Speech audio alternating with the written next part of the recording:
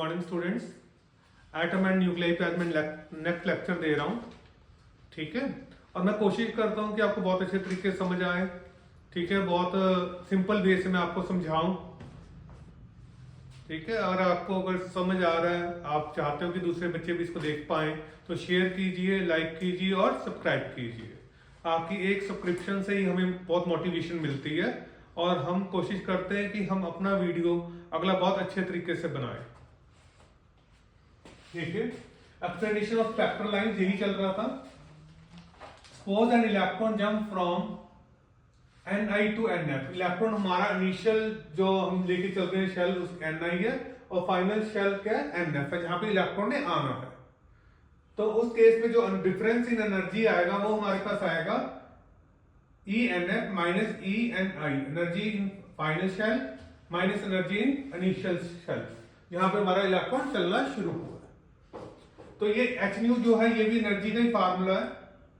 ठीक है, E equal to, आप इसको ऐसे भी लिख सकते हो, E equal to hν equal to E final shell में की एनर्जी माइनस इनिशियल शेल की एनर्जी।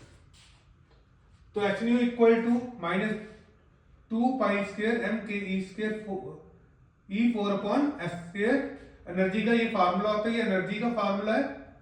ठीक है, और दोनों के लिए आएगा, यहाँ NF स्क्वायर आएगा, यहाँ माइनस Ni स्क्वायर आएगा। ये कॉमन लिया हुआ है हमने, ये क्या लिया हुआ है, कॉमन। आप एनर्जी का फार्मूला देखो, अगर किसी भी ऑर्बिट में अगर एनर्जी निकालनी है तो ये फार्मूला, यहाँ पे पहले एक यहाँ पे NF स्क्वायर लगा दिया, फिर Ni स्क्वायर लगा दिया माइनस करके, तो हमने एक स्टेप नहीं लिख के इसको डायरेक्टली कॉमन ले लिया। क्लियर, समझ आ गया होगा आपको कि एक स्टेप ये इसके साथ माइनस दिस अपॉन दिस, तो वो चीज ना करके हमने कॉमन ले लिया।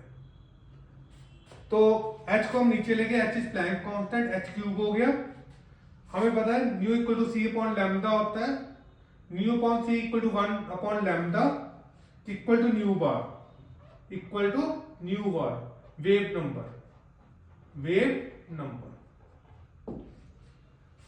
तो इसके बाद हम इधर आ जाएंगे, इस स्टेप के बाद हम इधर आ जाएंगे, डिवाइड बोथ साइड बाय सी, सी से दोनों को डिवाइड कर दिया। न्यू अपॉन सी कितना है, 1 अपॉन लैम्डा, ये हमने किया 1 अपॉन लैम्डा न्यू अपॉन सी, और ये हमारा कॉमन चलता आ रहा है। इसको न्यू बार लिख देंगे वेव नंबर, और ये जो टर्म है that is equal to Rydberg constant, ये आर है। अब इसकी जगह हम आर लिखेंगे, जब हम इसकी जगह आर लिखेंगे तो हमारा फार्मूला ये वाला बनेगा, nu bar equal to R square bracket start 1 upon NF square final shell minus 1 upon Ni square initial shell का स्क्वायर। n की वैल्यू 1 2 3 आपकी कोई भी शेल हो सकती है। फर्स्ट शेल के लिए 1 डालोगे, सेकंड शेल के लिए 2 डालोगे, थर्ड शेल के लिए 3 डालोगे। क्लियर हो गया होगा आपको। सबसे पहले हम बात करते हैं लाइमन सीरीज की। This series is produced when an electron jump from higher orbit to first orbit. तो लाइमन सीरीज में हमने यही कहा था, लाइमन सीरीज किसमें क्या होती है, जिसमें इलेक्ट्रॉन वापस फर्स्ट ऑर्बिट में आता कहां से, सेकंड थर्ड फोर्थ किसी भी ऑर्बिट से फर्स्ट ऑर्बिट में वापस आता है, तो उसको हम क्या कहते हैं, लाइमन सीरीज कहते हैं। तो उसी हिसाब से आना कहां से 2 3 4, अब 4 भी लिख सकते हो, 4 से आएगा। ठीक है, सो ऑन, और आना कहां पे, फर्स्ट में। तो उसकी जो फाइनल लैंडिंग है इलेक्ट्रॉन की वो फर्स्ट शेल में है। तो nu bar equal to R 1 upon n की वैल्यू 1 का स्क्वायर माइनस, इससे अगली ये नहीं होती है क्योंकि हमने लॉन्गेस्ट वेवलेंथ निकालनी है। लॉन्गेस्ट वेवलेंथ का मतलब मैक्सिमम वेवलेंथ निकालनी है, लॉन्गेस्ट वेवलेंथ का मतलब मैक्सिमम वेवलेंथ निकालनी है। फॉर लॉन्गेस्ट वेवलेंथ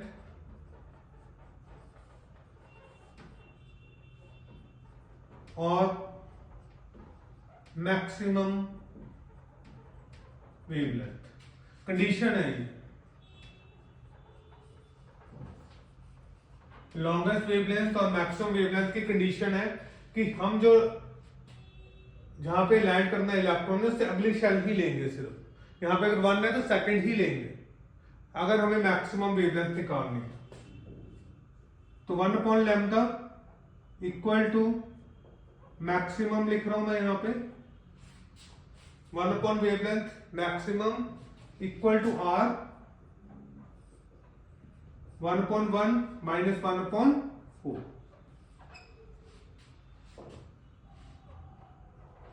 3/4 आर आ जाएगा। तो मैक्सिमम वेवलेंथ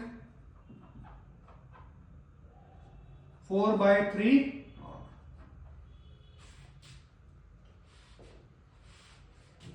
क्लियर। यहां तक अगर हमें लॉन्गेस्ट वेवलेंथ या मैक्सिमम वेवलेंथ निकालनी है तो हमें हमेशा जहां पे इलेक्ट्रॉन जिस शेल में इलेक्ट्रॉन ने लैंड करना है उससे अगली शेल ही लेनी है, ठीक है। बाकी आपको हौली हौली और पता लग जाएगा। तो इसको हम सॉल्व करते हैं। तो 4/3 अब यहां पे हम आर की वैल्यू पुट करेंगे। क्लियर। तो हमारे 3/4 आर आ गया था, 4/3 आर नीचे आएगा। आर इज रेडबर्ग कांस्टेंट, इसकी वैल्यू पुट कर दोगे तो मैक्सिमम वेवलेंथ आपके पास कितनी आ जाएगी 1.215 इंटू 10⁻⁻7 मीटर 1215 एंगस्ट्रॉम, ठीक है। तो wavelength maximum 1215 angstrom, this is maximum wavelength. अब हमें निकालना है फॉर शॉर्टेस्ट वेवलेंथ। अगर हम शॉर्टेस्ट वेवलेंथ की बात करते हैं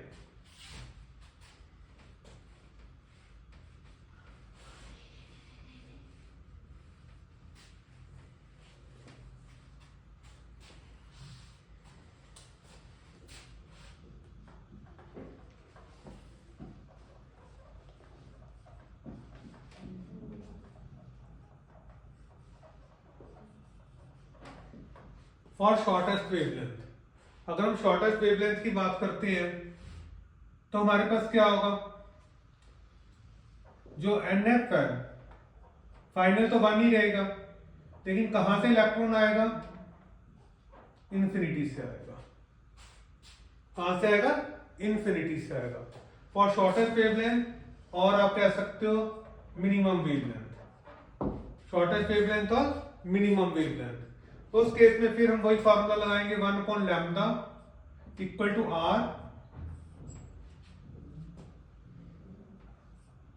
1 स्क्वायर माइनस 1/∞ का square. Anything divided by infinity minimum, यहां मिनिमम डाल लीजिए आप।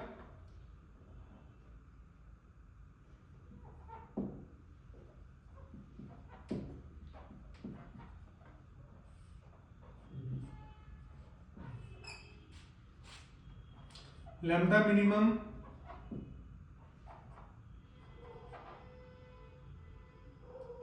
1 मिनट,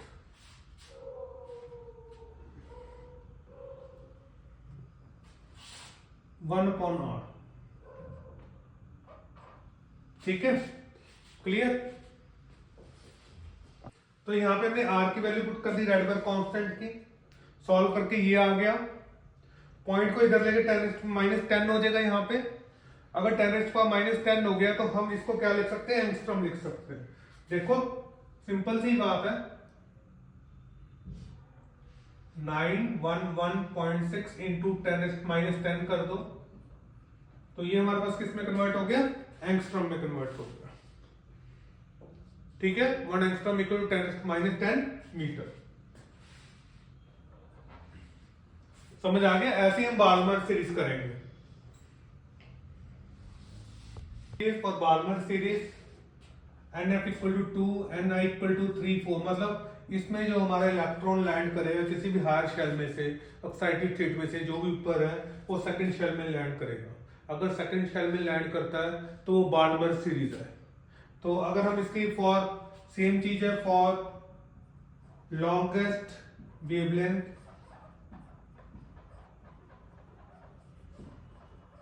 अगर निकालना चाहे और मैक्सिमम वेवलेंथ, तो हमें इस केस में 1/λ nu bar is a wave number, ठीक है, equal to Rydberg constant.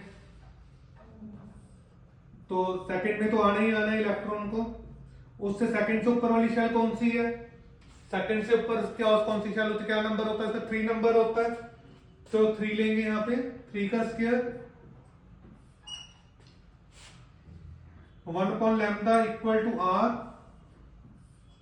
1/4 minus 1/9।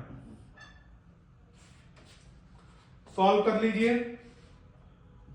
r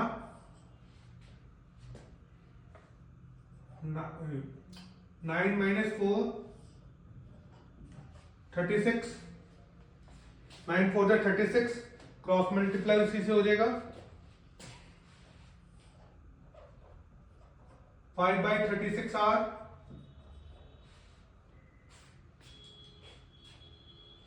तो लैम्डा क्या आ जाएगा हमारे पास 3655r।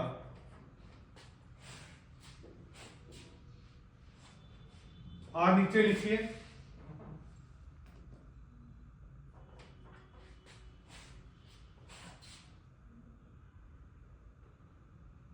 ठीक है, कोई डाउट? लैम्डा को यहां मैक्सिमम लिख लीजिए क्योंकि मैक्सिमम लैम्डा निकाल रहे हैं।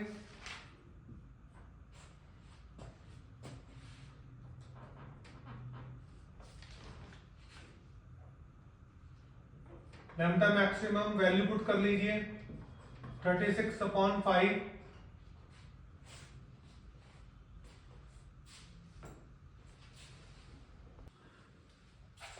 तो आर की वैल्यू हमने पुट कर दी 1.096 इंटू 10⁻7, कैलकुलेट करके ये आ गया। इसको फिर हमने एंगस्ट्रॉम में कन्वर्ट कर लिया, 10⁻10 में कन्वर्ट कर लिया। ये तो है मैक्सिमम वेवलेंथ। अब मिनिमम निकाल लिया। मिनिमम के लिए क्या लेंगे, चलेंगे हम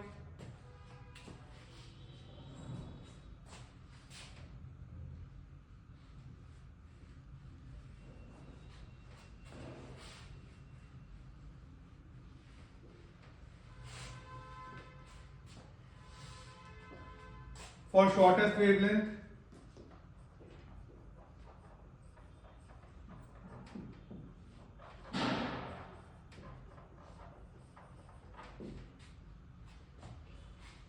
और लैम्डा मिनिमम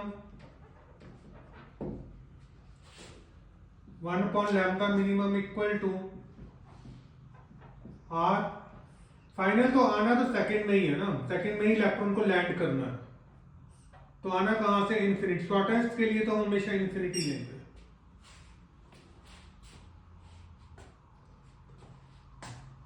तो 1/λ मिनिमम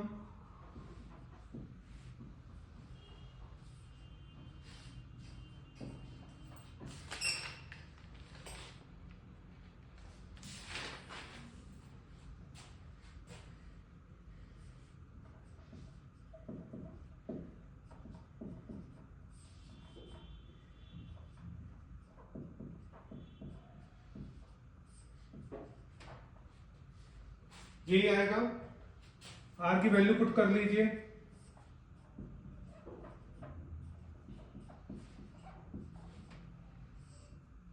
अब इसको सॉल्व कीजिए। आर की वैल्यू आपको पुट कर दी थी, उसको सॉल्व करके हमारे पास ये आएगा, और ये lambda minimum equal to 3646 angstrom. Clear? आ गया समझ? हेलो स्टूडेंट्स, मैंने आपको दो सीरीज के बारे में समझा दिया, लाइमन और बार्नर सीरीज।